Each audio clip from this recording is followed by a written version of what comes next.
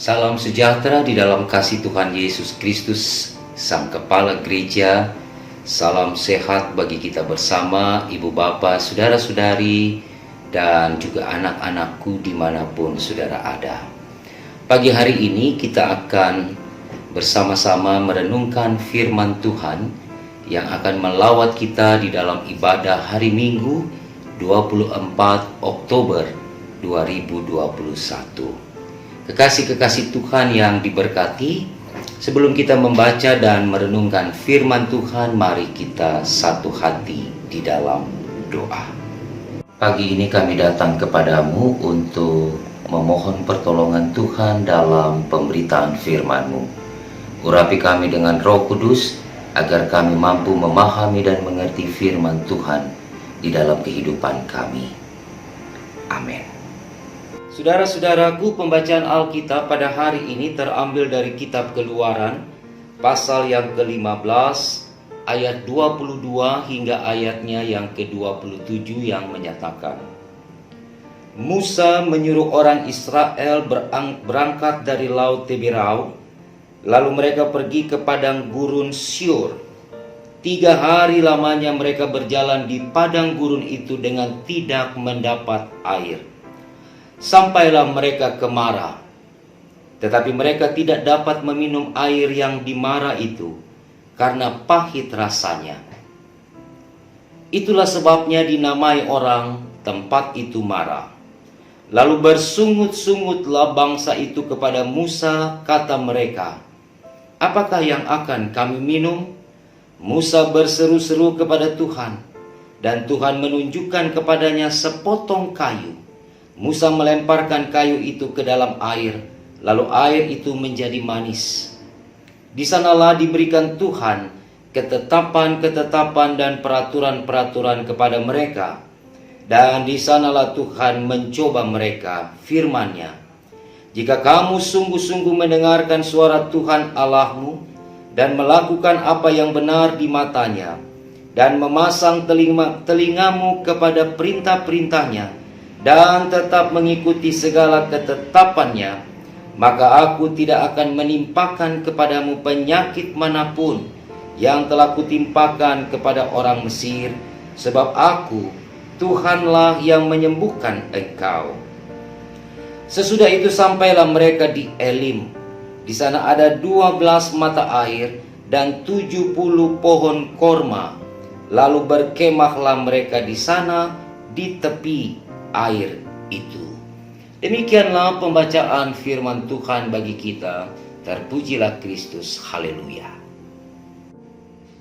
Saudara-saudaraku yang diberkati dan dikasihi Tuhan Yesus Kristus, kisah perjalanan bangsa Israel keluar dari Mesir menuju tanah perjanjian Kanaan adalah perjalanan yang sangat sulit.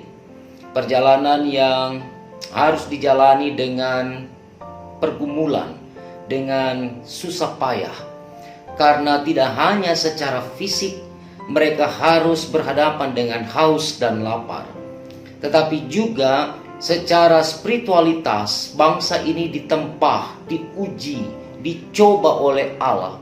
Apakah mereka tetap setia mengandalkan Tuhan di dalam perjalanan mereka?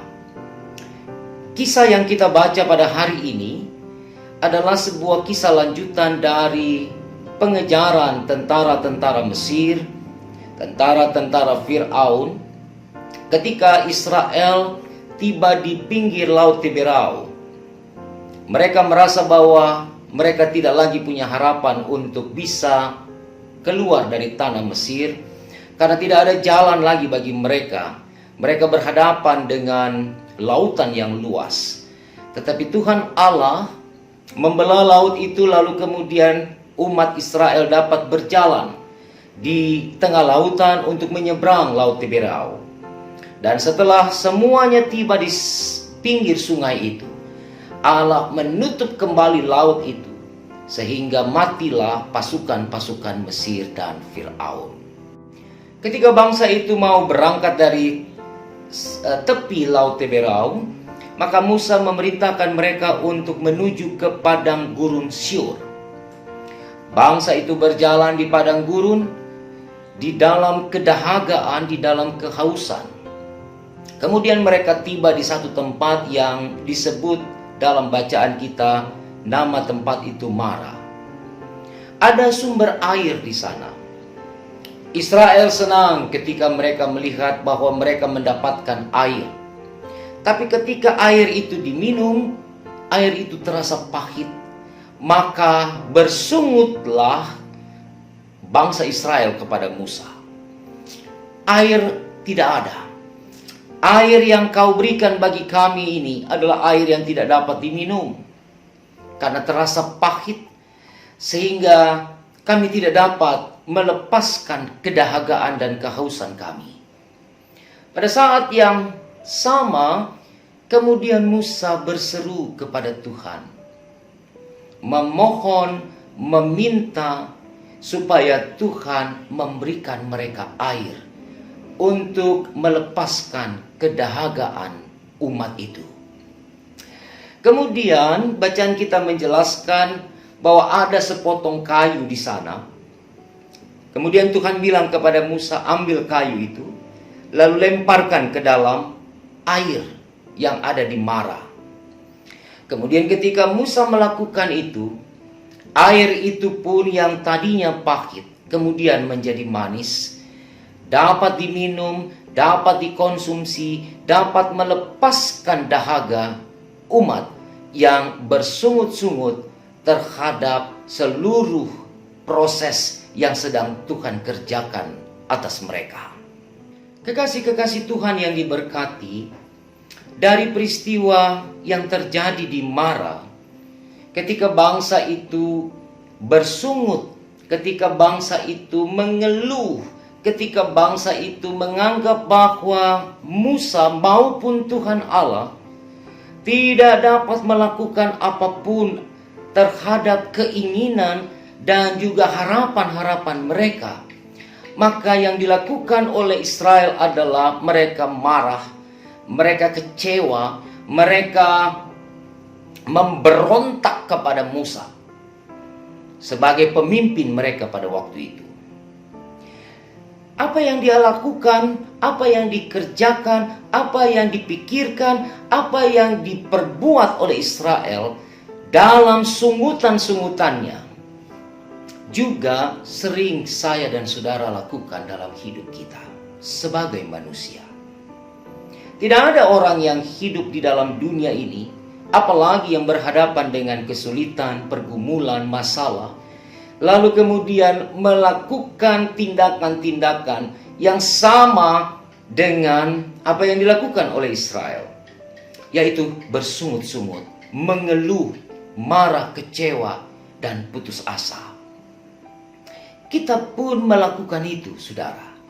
Pada saat sakit penyakit ada dalam diri kita, pada saat masalah rumah tangga belum selesai dan kemudian muncul masalah-masalah baru, ketika di tengah-tengah pekerjaan dan karya kita juga diperhadapkan dengan kesulitan-kesulitan, dengan pilihan-pilihan yang tidak mudah. Ketika di dalam kehidupan bersama dengan orang lain, kita juga mendapatkan perlakuan-perlakuan yang tidak adil. Kita mendapatkan hujatan, makian. Kita mendapatkan fitnahan. Maka semuanya itu akan membawa kita pada satu sifat manusia, yaitu sungutan terhadap apa yang dialami. Kekasih-kekasih Tuhan, apakah manusia hanya bisa bersungut? Apakah saya dan saudara hanya bisa melakukan sungutan sehingga apa yang kita mau itu Tuhan beri, itu Tuhan kabulkan, itu Tuhan buka jalan karena sungutan itu? Saya kira tidak. Ketika Tuhan memberikan Musa perintah untuk melemparkan sepotong kayu yang ada di situ supaya mengubah air di Mara dari pahit menjadi manis, itu bukan karena sungutan. Itu bukan karena rengean umat yang kepala batu, umat yang tegar tengkuk, umat yang suka memberontak itu. Tetapi apa yang Tuhan buat adalah sesuatu untuk membuat bangsa itu sadar, membuat bangsa itu mengerti bahwa peristiwa perjalanan kehidupan atau perjalanan mereka di padang gurun itu tidak lepas dari pantauan dan pengetahuan Tuhan Allah. Apa yang dipikirkan oleh Israel tentu berbeda dengan apa yang dirancangkan Tuhan Allah. Apa yang diinginkan oleh umat itu tentu tidak sama dengan apa yang sudah Tuhan persiapkan agar mereka melakukan sebuah proses perjalanan ziarah, proses perjalanan untuk sampai ke tempat yang Tuhan persiapkan bagi mereka.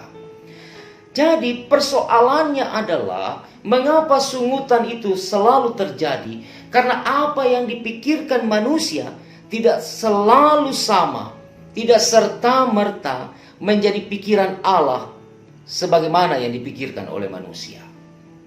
Karena itu kekasih Tuhan, saya tegaskan kembali bahwa ketika Tuhan melakukan mujizat, melakukan sebuah upaya agar bangsa itu bisa minum, bisa melepaskan dahaga mereka. Ketika air yang pahit itu berubah menjadi manis, lalu bangsa itu bersorak-sorai, mereka bersuka cita karena mereka bisa melepaskan dahaga. Itu bukan terjadi karena sungutan, tetapi itu terjadi sebagai bukti dari Tuhan Allah bahwa Ia tidak tinggalkan umatnya, bahwa Ia selalu bersama-sama dengan umat ini.